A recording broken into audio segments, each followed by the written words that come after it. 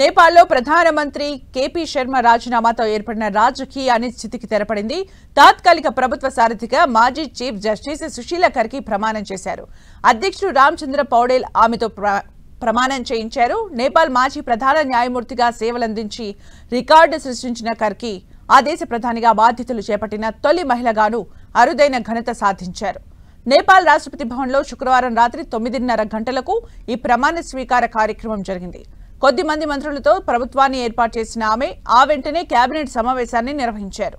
వచ్చే ఏడాది మార్చిలో ఎన్నికలు నిర్వహించాలని ప్రతిపాదించినట్టు తెలుస్తోంది. దీనిపై త్వరలోనే అధికారిక ప్రకటన వెలువడే అవకాశం ఉంది. దేశంలో సంక్షోభం వేళ ప్రధాన రాజకీయ పార్టీలు జన్జడ్ ఉద్యమకారులతో army chief general Ashok Raj Sigdel, దేశ అధ్యక్షుడు రామచంద్ర పౌడేల్ పలు దఫాల్లో చర్చలు జరిపారు.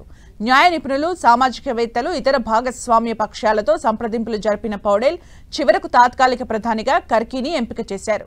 సుశీల కర్కి తొలుత ఉపాధ్యాయురాలిగా కెరీర్ ప్రారంభించి ఆ తర్వాత న్యాయ వ్యవస్థలో అడుగుపెట్టారు.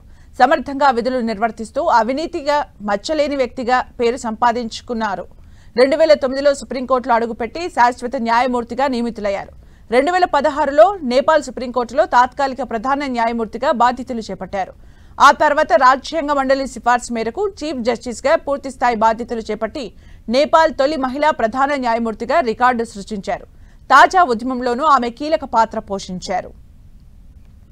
సుశీల కర్కి భారత్తో ప్రత్యేక అనుబంధం ఉంది. ఆమె భారత్లో విద్యను అభ్యసించారు. నేపాల్ తొలి మహిళా చీఫ్ జస్టిస్గా పనిచేసిన సుశీల కర్కి బనారస్ హిందూ యూనివర్సిటీలో పొలిటికల్ సైన్స్లో మాస్టర్స్ చేశారు.